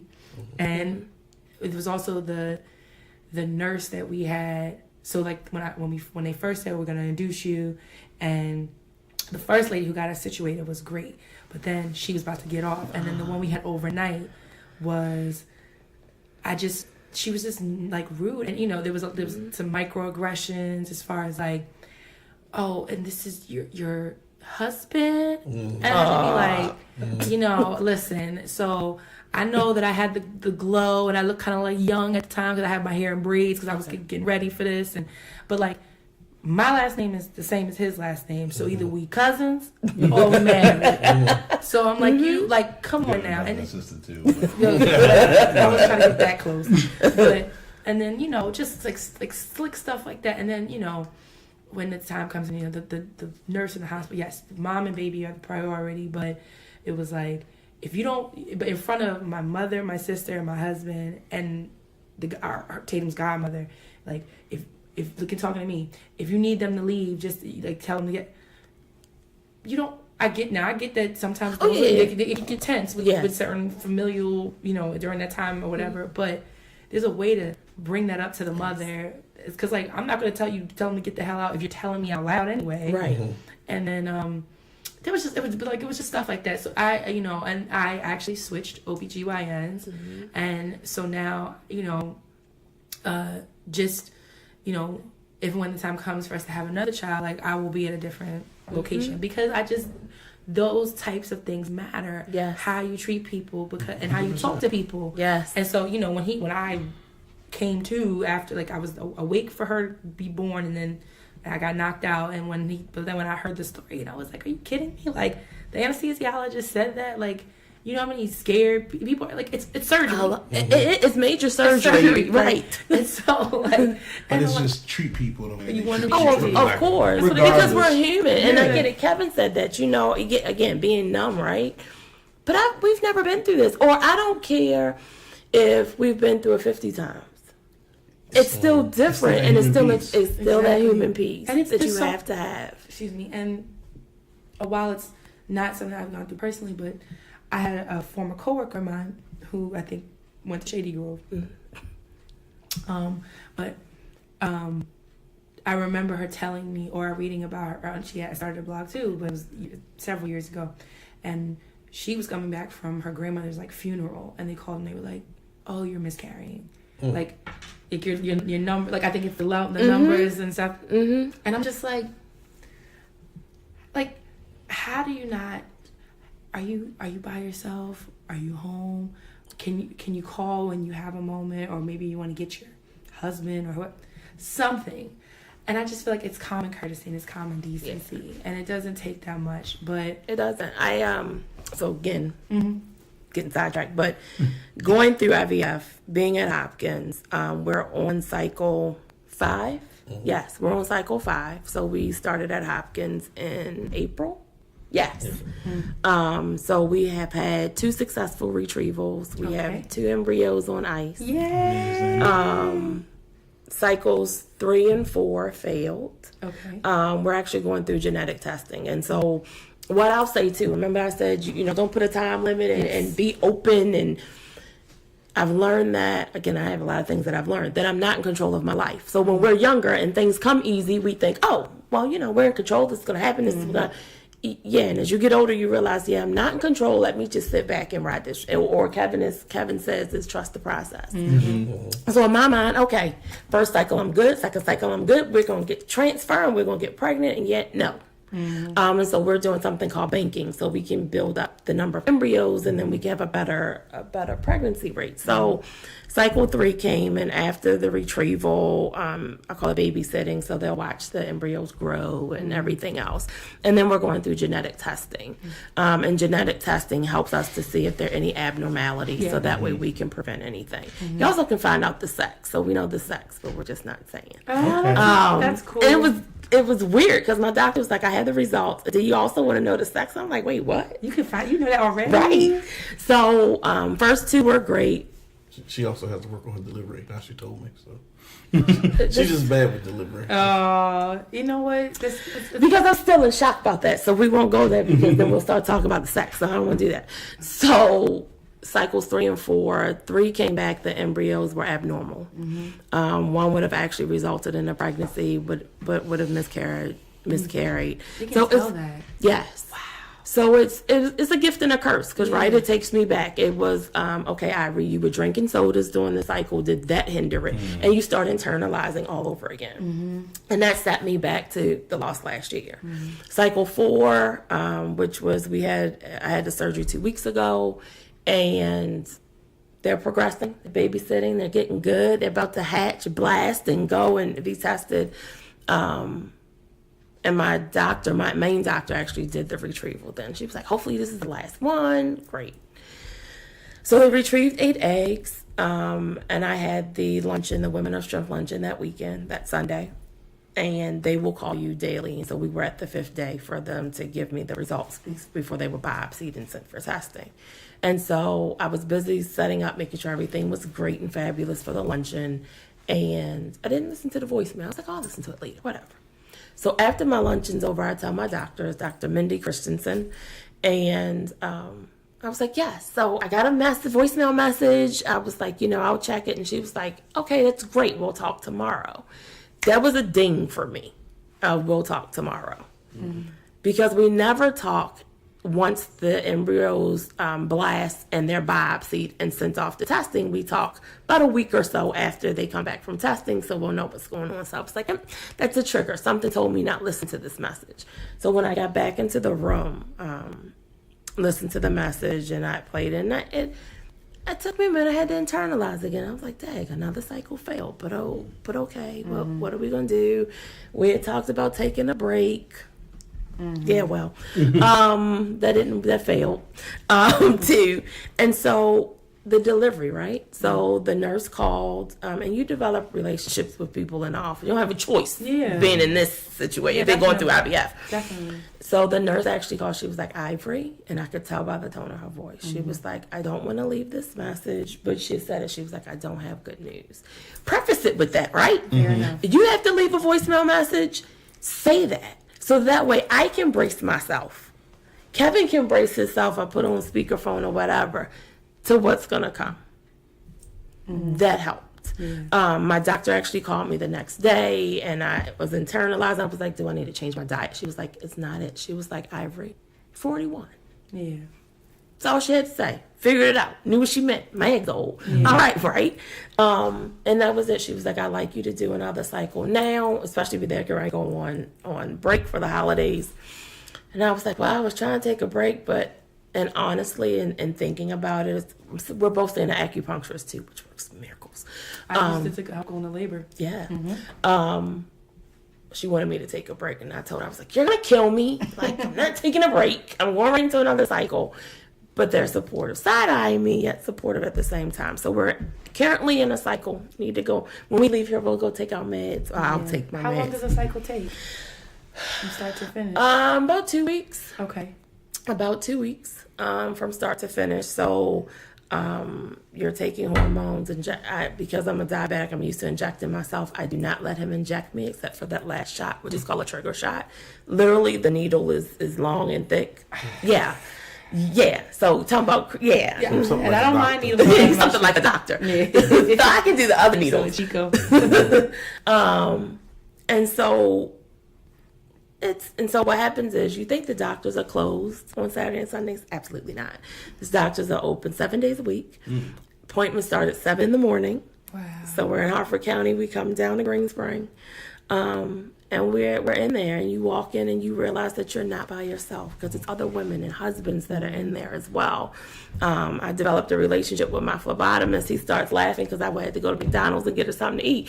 But they take care of you. Yeah. And it's that delivery and that And personal touch. That's what And it's you such prefer. it's such a personal experience Oh, that yeah. like you want to almost develop relationships, which is I'm sure like when the time comes when it's like you're pregnant, Yes. and then it's like a celebration because like everybody's invested in your success, and I think that's I'm so glad that even like that the conversation has gone this way, which is like you guys have not let your I'm gonna say this. I'm gonna say like let your loss like deter you, because there's the people who've had loss and they've taken that and gone a different direction. Like, you know what? Maybe this is not what I want to do. I don't want to go through this again, or or they look in the route of adoption, or they look in like there's no wrong way to kind of like to figure out next steps, But I love that you guys are sharing that, because that is also like another perspective that we've never had on the show before, which is a married couple who's had to try to this point to get in this mean to get pregnant, to have a child. And I think that's amazing, because there's so much stigma surrounding loss as well as fertility issues, especially in our community. Yes. Because they think, It's a test tube baby. and I feel like in black in African American black culture, there's that notion of like we don't have to have babies. Right, we can have babies. Exactly. People blink and they pregnant. Right. And black. No, It's not how it works. it's not. That's not everybody. That's not everybody. Like, and everybody's story is different. What I've been posting on my Instagram page, and then sometimes I'll do some live stories, is that even this IVF process, and I thought I could control it, is that I want people to understand it's not a hit and quit it. It is a journey, just like a healing journey and grief. It is a journey that ebbs and flows. I'm probably a little bit more emotional now, based on these hormones, but that's it too. And it's really a journey, and you got to take your time. As Kevin said, I hated the words "trust the process." I would cuss them out. I don't want to hear it no more, but I don't have a choice. And so we trusted. One of the other things too that even my doctor shared at the luncheon that doctors don't share. So Maryland is one of 15 states that will actually pay for IVF. Really? There's a law. and there's criteria. The woman's egg has to be fertilized by her husband's sperm. They have to have it notated that there was issues with becoming pregnant. But they'll pay for it. You just got to do the legwork. But people do not share that because, you know, science. There's money in science, right? Yeah. So we don't readily share that pay. information. Johns Hopkins shared that information. Thanks. And so my doctors were sharing that. Got it. To be able to do that. So I had a panel at the luncheon of my 2 reproductive endocrinologists. One happens to be my soror. And so I didn't know. You know, we're not wearing pink and green. Yeah. So the medical assistant, it was raining, must have had an umbrella or something. She was like, "No, she's your sister." Yeah. So we're leaving the that go office. together. Yeah. So we're leaving the office. He was like, "She just examined you. You really gonna go speak to her?" Yes, I am. It was creepy. Yeah. Hello. Because now she's really gonna take care of me, and she's already did one of my surgeries. Hello. Exactly. Yeah. She already the formalities are out the window. Yeah. You know, Essentially. look. You didn't see me in an intimate setting. That's it. So. It was the both of them. I had my acupuncturist there as well, and a clinical psychologist. And so they all shared their stories. Well, my main doctor, Dr. Mindy Christensen, and Dr. Nicole Alford, the clinical psychologist, shared their personal stories with loss and infertility, which really helped because it warmed up and made the ladies share as well. Yeah. And they didn't have to share their stories. I shared, but I wanted them to ask questions if they had any. They're not the only one with Shady Grove that had left. And what was funny is I started during the luncheon not sharing where we went. Somebody mentioned it. It's like, yeah, I had a horrible time. And I was like, somebody sitting in the front row, they was like, well, we know where she went now. I was like, yeah, I don't have poker face. This is where. And so it shows women that we're not alone.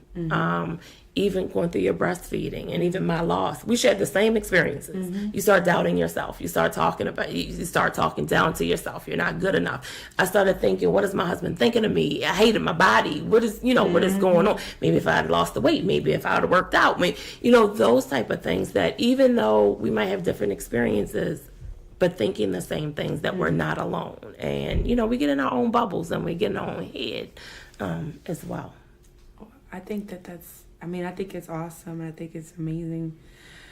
And we appreciate you guys sharing your story with us because it's just so important that even on, like I said, our little platform here, that people hear it. And I think we can echo that. We wish you guys nothing but future success and babies and all that greatness and that, all the good juju going your way and all that stuff and prayers because, I will say, and I'll say this from a mommy to a future mommy, that it is something that I don't take for granted, that our ability to conceive and have a healthy pregnancy and child, pretty seamlessly. And if I had taken it for granted before, I most certainly did now, and I don't because it just shows that it's not always that simple. Of course, it's not always that simple, and I hope that other people who are listening, can think and listen back and they can, if they are parents, can appreciate what it is, or if they had to go through IVF, they can identify and relate with you guys, or if they're considering it, they can find. They live in Maryland now. They know that there's right. You can there get resources. There's resources available, and it's just that important because if becoming a parent is imperative to you in your life and your partner, then there are ways to get it done. Yeah. So thank you guys. Thank you so much. How you gonna close it without? I had questions. Oh, wait, I was my bad. You sound like you was closing. I was kind of I was a little bit, but right, I was because I feel like it was a beautiful note to end on. That's why. But I'm sorry. What was your other question? No, because I want to know more about them. Oh, personal them, sure, how they met and stuff like that. And you know what? You're bad. It was just because they did. Listen, I mean, the interview. Y'all did so good. The interview just kind of rolling started. out the stuff. We literally didn't talk for 25 minutes. We just listened to y'all. I was just kind of I mean, wow. They gave us jewels, but I still I want to be able to understand. I want to know how they became Fair enough. My apologies. I didn't even get a look, nothing. I didn't get an eye. You know I what? Get I'm still a little an icon. Like, girl, we about to wrap it up. She's not feeling well this evening. You know, cut me some slack, okay? All right. But before you ask your question, I do want to share one more thing. So Yes. with the Warren Foundation and the Loving Our Angel initiative, we've actually started a campaign to raise $20,000, which will go towards purchasing cuddle cots. And people always look at me like, what is a cuddle cot? What is a cuddle cot? So a cuddle cot is a cooling system that will be donated to hospitals when parents, to bereaved parents after they've lost a child or baby due to stillbirth or infant loss. It doesn't just have to be stillbirth. We didn't have the gift of time with our baby, so we want to be able to give that gift of time back to the parents. And so the foundation, with raising the funds, and they can go to lovingourangel.com/donate. And we'll put that on show notes. Cool. Yes. Is we've identified 4 hospitals, GBMC, That's fine. Johns Hopkins, Sinai, Upper Chesapeake Medical Center in Harford County, and Womack Army Medical Center in Fort Bragg, North Carolina. All of those hospitals were identified because they have some way impacted our lives. They've either treated us through our journey, or I was born at GBMC. So we did that. Womack is because Kevin was stationed in Fort Bragg in North Carolina. And so we're doing that to be able to give the gift of time. They can, it's up to the hospital, but the parents can take the cooling system home with the baby, spend more time if there's family coming from out of town or just want that more time. So it's a cooling system. It looks like a bassinet that they'll put the baby in and just, Wow. yeah. I didn't even know the thing. Oh yeah, you listen. When you go through a journey that you've never been through and didn't have a clue, you will learn. And what I'll say is, we're a member of a sorority and a fraternity that I wish no man and woman were a part of. But when you go through this and start talking to people and you do the research, I'm like, wow, what's this? And you'd be surprised. Calling the hospitals who do not have them. You know, you think of them having bukus of money and everything else. Even going to North Carolina and talking down there, and they was like, they got turned down for a grant to purchase one. I was like, wow. So we can raise the funds to be able to give back and donate to the hospitals. That's what we want to do. That's amazing. Yeah, that's really dope. What? I'm looking at you. Okay, nah, I thought she was about to. You asked for a look. I'm giving you I a thought she was about look. to close out the show again. I wasn't sure. I'm giving you look. This How the did look. y'all meet? You want my version or his version? I believe his AOL. version. Ivory has the truth. There's the AOL chat room 20 years ago. Black Romance, was it?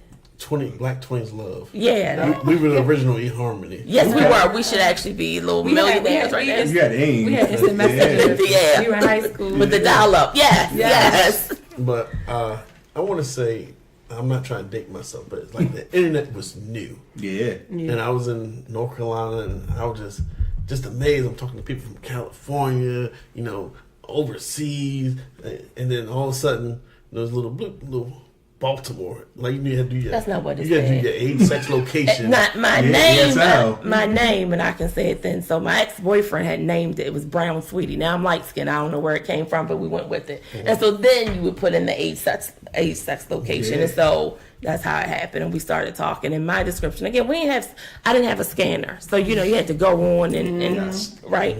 So I was like, not fat, not skinny, never had any complaints. And that's how we started talking. We actually talked for 3 months.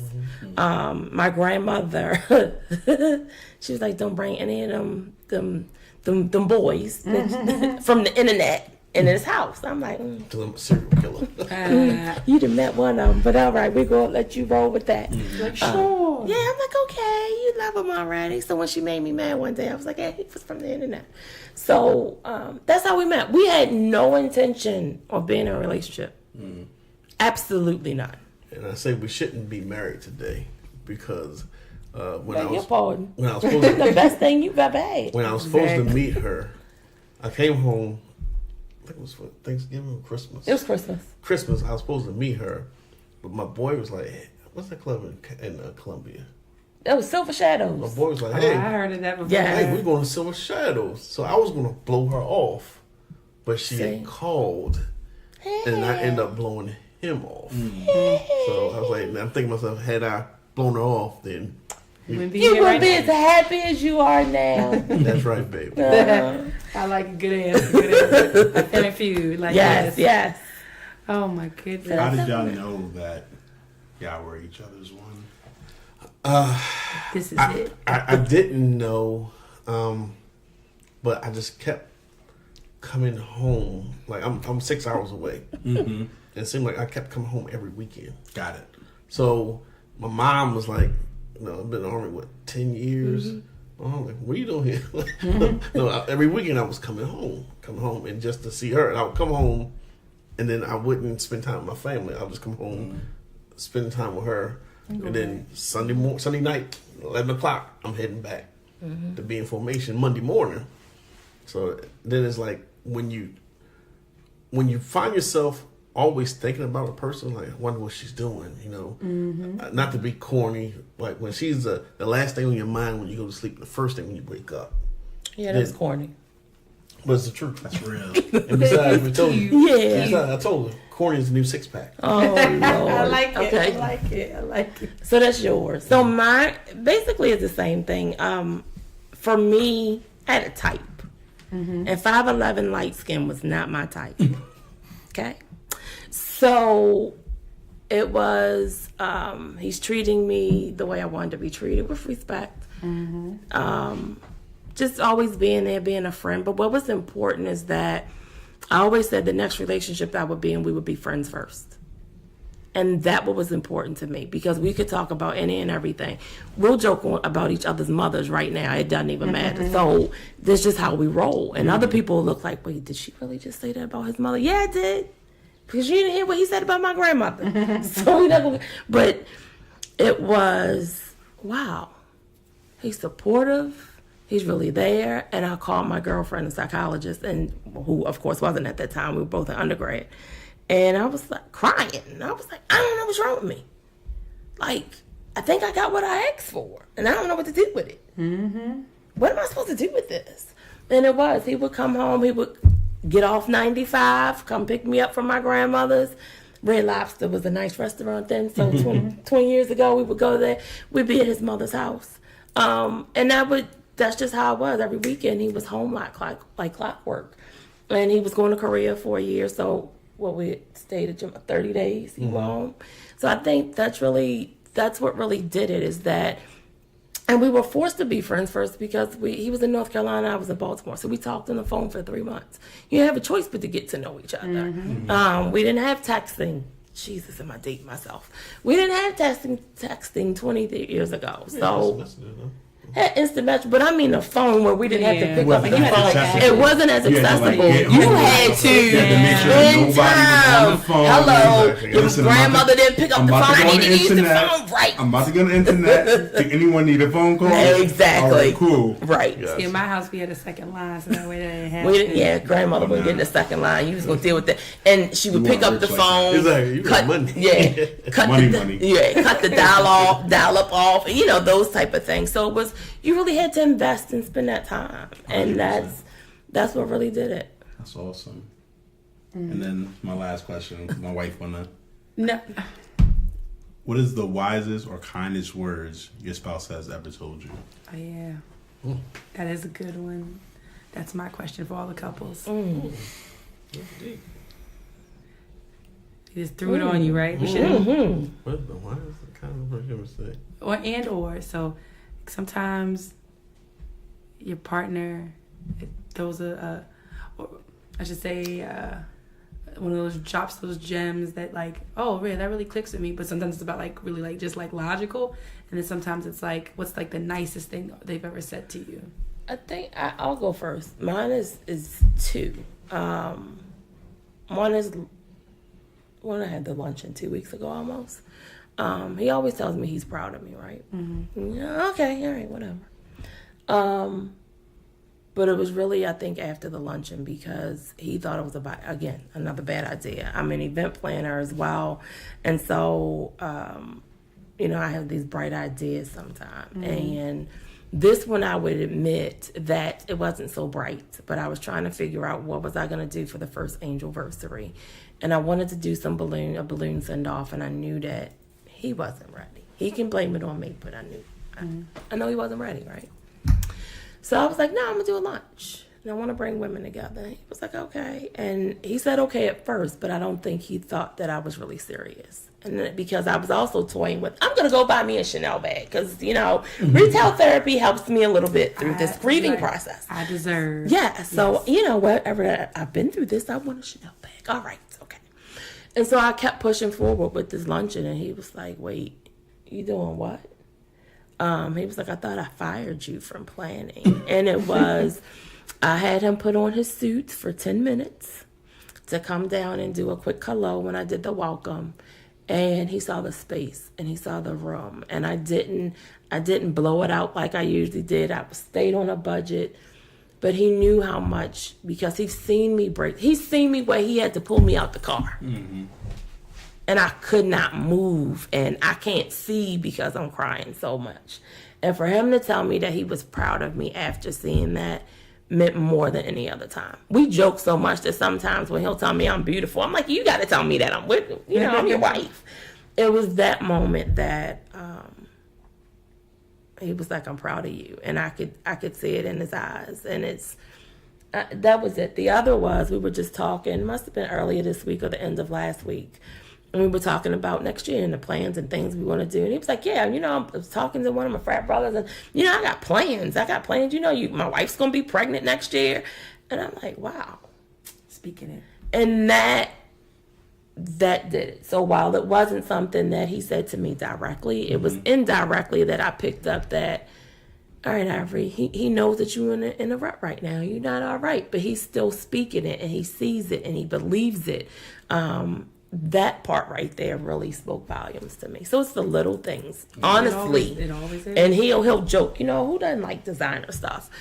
But little things mean more to me than some Louis or Chanel brooch. Now I still want them. I still like them. No. I'll send you the tape. I still want them and like them. But it's the little things and little stuff like that he didn't even have a clue that actually they did it. Now, on my end, she says a lot of things to me. I think the one that resonates with me, I'm currently studying for a certification for work. Mm-hmm. And I didn't make it the first time. That's a Viper. That's my instant bump.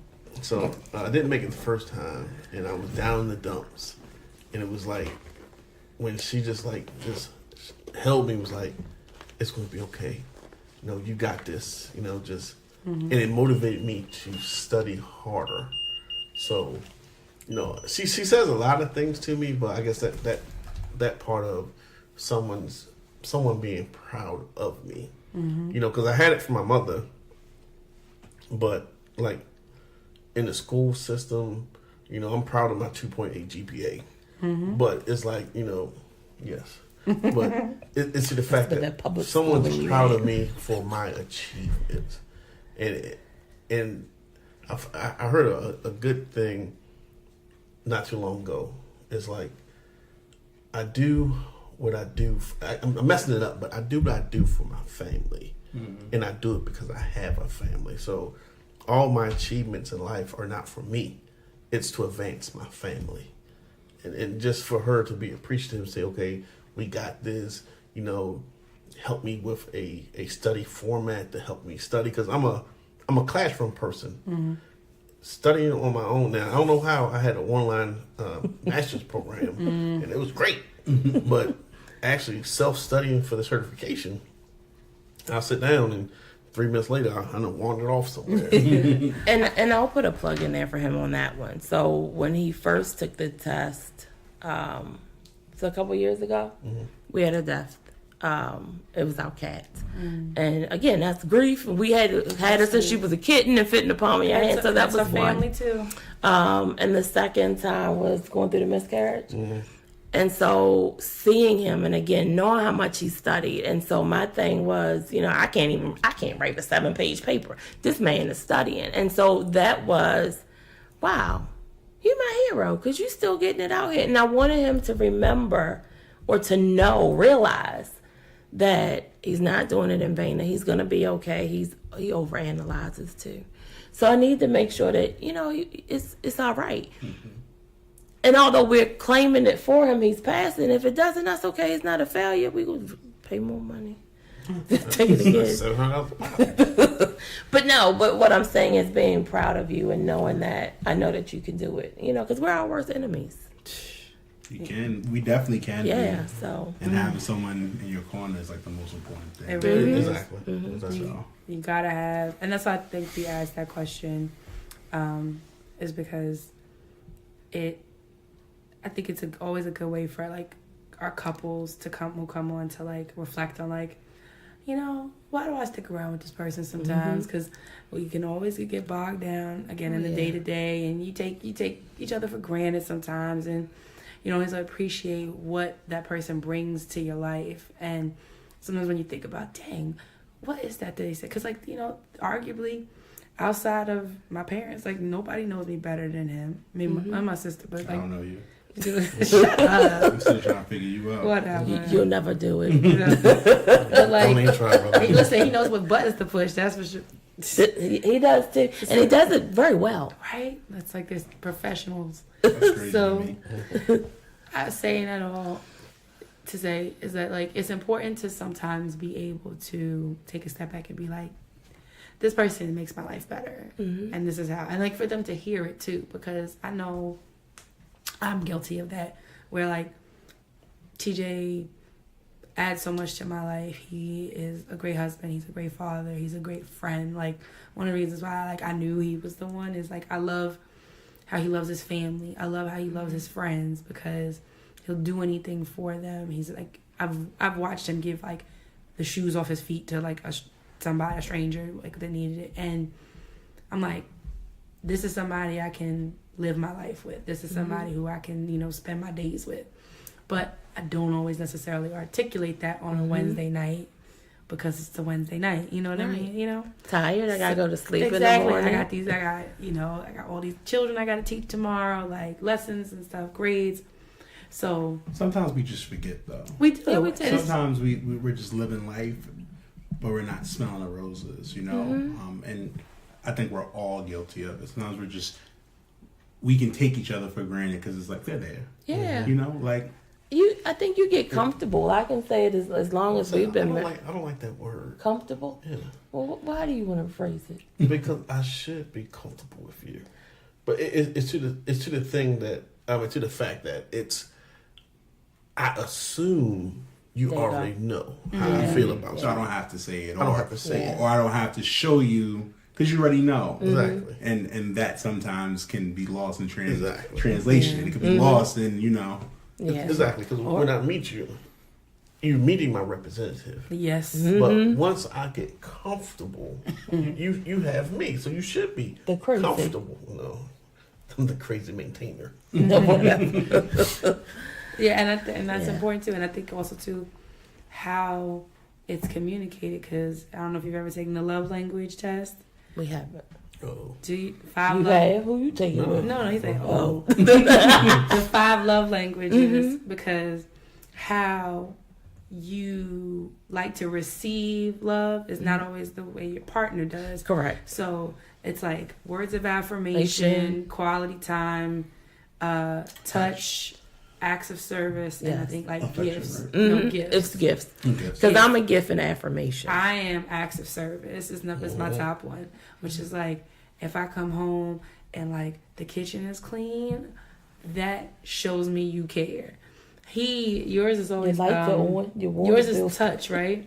I think so. His is like touch and I think words of affirmation. I think that's. And so that's like that's his thing, which is like he would be like, "Babe, you're so strong." Like you said, like, if something ain't right, I want you to hold me. I want you to hold me and tell me it's gonna be okay.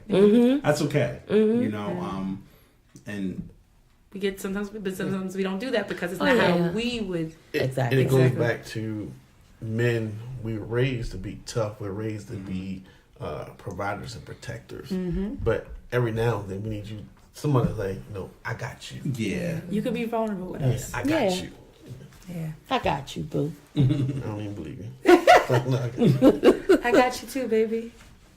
Sure. That's usually his word. I hate that. I hate sure. So I call it a verbal shrug. Yeah. Well, It's like it's like literally a verbal. It's like a. But see, that's the thing, right? So if I ask him a question like to get me something, I know the difference between okay or yes or sure. Sure means I'm bluffing you. It's not gonna happen. I'm like, what's wrong with you? Don't do that. don't do that. We're gonna be here all night. Right? Don't do that. What are you talking about?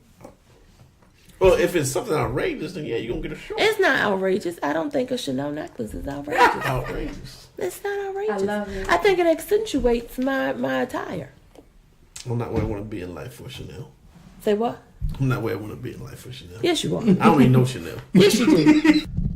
Sorry for the abrupt change. So as we were having the conversation, the audio messed up, and therefore I had to cut off the last part. We were closing out, having a good time. We want to thank Ivori and Kevin for doing it. It's so hard having these conversations, and the fact that they were open about it. And Ivori was, when I reached out to her, she opened up her arms and she made it work. It was great meeting them and great having that conversation. They left us with some information for their website. Yeah, but it got cut out. So I do at least have their website and their Instagram. So their website is loving, LOVING, our, OUR, ANGEL, angel.com, where you can get more information for moms, for dads who are dealing with pregnancy and infant loss. You can hear their story. You can read their story, and as well you can donate for the cuddle cots that they're trying to raise money for. And then also their Instagram is Loving Our Angel as well. As Ivori said before, you can request her. It is a private page, but if you request her, she will accept your request, and so that way you can see on there. But with that being said, we have reached the end of another episode of Lovers Quarrel. And of course, if you want to reach out to us, hit us up on Instagram at Lovers Quarrel Show, on Twitter at Lovers Quarrel 7. Or if you have any questions, comments, concerns, or anything in between, email us at loversquarrelshow@gmail.com. And as always, this is your girl, Dani. And this is your guy, TJ. And we fuss. And we fight, but we love. Bye. Later, y'all. I won. Shut up.